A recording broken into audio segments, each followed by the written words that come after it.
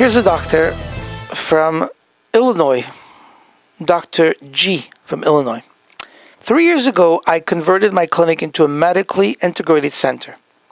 Although my collections have greatly increased, my overall overhead and stress level went right through the roof.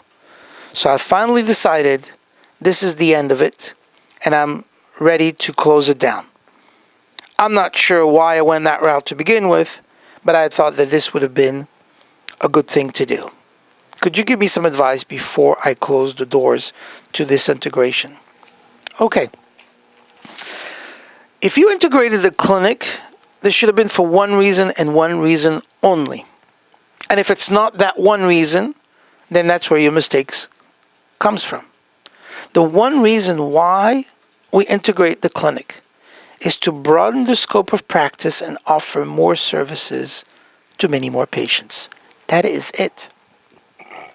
That is the primary reason and sole reason why we integrate a clinic.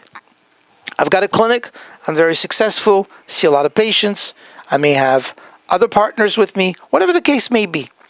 And if I decide one day I want to help more people, and I want to do it all under one roof, and give more services, and do the best that I can, thinking of my patients, number one, number two, and number three. My patients, my patients, my patients. All about the patients. How to give them better care. How to give them more care. How to do it all under one roof. How to make it so that they are not inconvenienced. Because they could come into one clinic and get all of this. Plus, I can discuss with the other partners, with the other healthcare practitioners, the various disciplines that I bring into my clinic. I can discuss with them what is more important for the patient. What is the best treatment? That is the dream clinic. That in itself should be the goal and the focus of why you open up the clinic. If you do it for other reasons, which sounds to me like this is what happened, now you have more stress or you have more issues. But if the reason for opening up the clinic was to broaden your scope of practice and your focus and purpose in life was to help more patients, you will always succeed, and it will grow. Okay, now let's deal with this at this point, because you didn't tell me the reasons why you opened up the clinic. I don't know that. Not from this. It says 3 years ago, I converted my clinic into a medically integrated center. Fine. So I don't know why, what was the purpose. But you see now, my collections have gone greatly increasing, and my overhead, same thing, and my stress level. Okay. Well, first of all, if your collections have greatly increased, you want to make sure that it pays your bills. Because if you collected another, let's say, $50,000 extra dollars per month, but you're spending $48,000 out of that on the increased expenses, what was the point of that? That just doesn't make sense. That's a lack of management. That's a lack of properly integrating your clinic into a center which will help patients and help you as well. I've heard even worse stories. I've heard so many doctors who have gone with consultants who've increased their revenues phenomenally, but decreased their revenues. What was the point of that? If you make more money and spend more money, then you're now negative, twice as negative. It's not something that you want to do. It doesn't make sense. It doesn't make sense at all. So you have to make sure that it's properly done. It sounds to me that you have not done that. There may still be an opportunity for you to do this. I would certainly look into this and find out, is there a way that I can control my expenses? Is there a way that I can change the management that I have? Is there something that I can do to make it better than it is now before shutting down those doors? Another thing. It could be that it's not just the management of the clinic. It's not just the revenue of the clinic. It's the way you manage your time. It's the way you manage your staff. So it's not just the clinic, it's the way that you manage your staff. You now have all these people working for you. And because it's not organized, because it's not properly set up, because there's a lack of communication, you're not looking at it properly, and it's making it very difficult for you to operate the center. So, what should you do? Close the center? Let's give it another few months. And let me give you some advice, which I think you should follow. Number one, make sure that your purpose of opening up your clinic, make sure of that, was to help more patients. If you are helping more patients and you broaden your scope of practice to a point where patients are getting better results, then that's one good reason. Number two, make sure that you keep reiterating this same purpose of why you opened up this clinic and teach it and share it with all your staff members so they not only feel the enthusiasm but understand the purpose of why you've done that. Make sure you work as a team towards that goal and make that goal to be phenomenally beautiful. Number three, make sure that as you develop these protocols, look at your expenses and look at your income and decide, am I making enough money to pay for all of this? Are we collecting enough?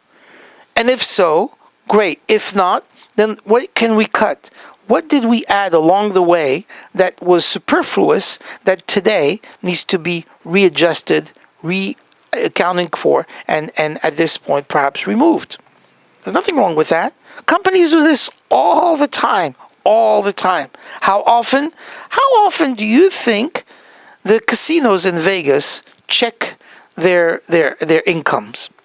Several times a day. If they don't, by the end of the day, they could go under. So they have to check continuously. So I'm not suggesting 4 times a day you need to sit down with your staff and say, okay, how much money have we collected? No. But it's reasonable time to ask and check to see what your clinic is doing and how much money you're spending and how much money you're collecting versus what you should do and what you should not do. Next point. Make sure that what you're doing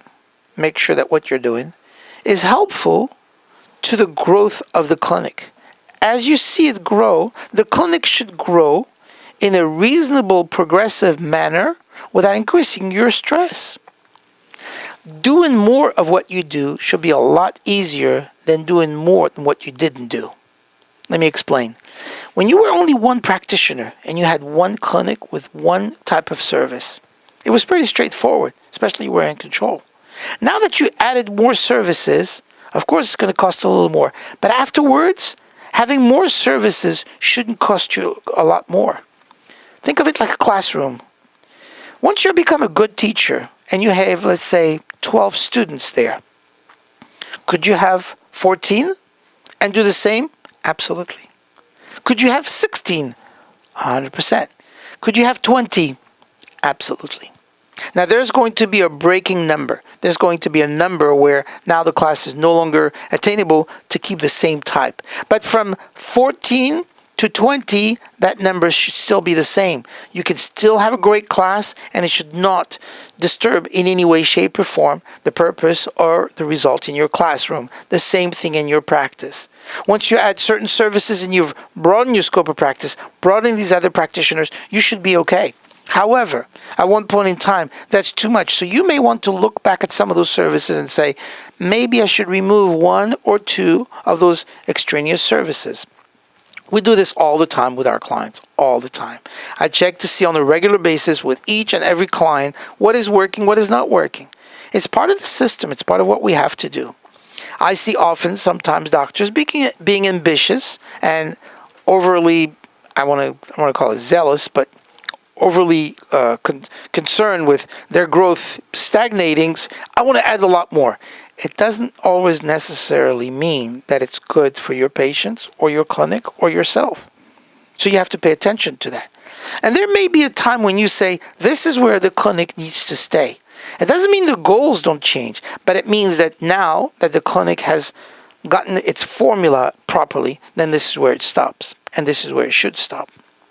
I hope this is beneficial, and I hope this gave you the information that you need to have, and if anything at all, that this should be the way it should be for you and for your patients. I want to say one last comment about this. Stress is something you can control a lot more than the clinic. Because stress is an attitude, if you think about that. It's an attitude because it's something that you have the opportunity to say either I'm going to stop it or I'm going to roll with it. It's an attitude. Stress is something that you can discipline yourself to overcome and say, I'm not going to do this anymore. I am going to, from now on, take this concept and work with it slowly. Discipline is what will make that stress work. Discipline is the bridge between thought and accomplishment. Something that you wanted to think about and something that you're doing. That's what discipline is. So if you think about your attitude, you can make it so that it changes. You can have control. You can be the architect of your own destiny if you want to. You can be the designer, and you can control not only the destination of where you're going, but you can also control the direction. And by changing slightly your direction, your whole destination is going to appear a lot better.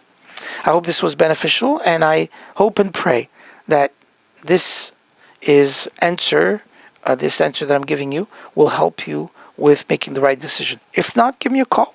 More than happy to discuss it with you. There's no charge for that. I'm here to help you. I've been fortunate enough to be in this position, so why not share it with you? Call me at 888-67-DAHAN, 888-673-2426. I'm looking forward to hearing from you. Please be sure to subscribe to my channel so you can have a lot more to watch for, and also press on the notifications. You will know what we do in the future. God bless you, and thank you very much.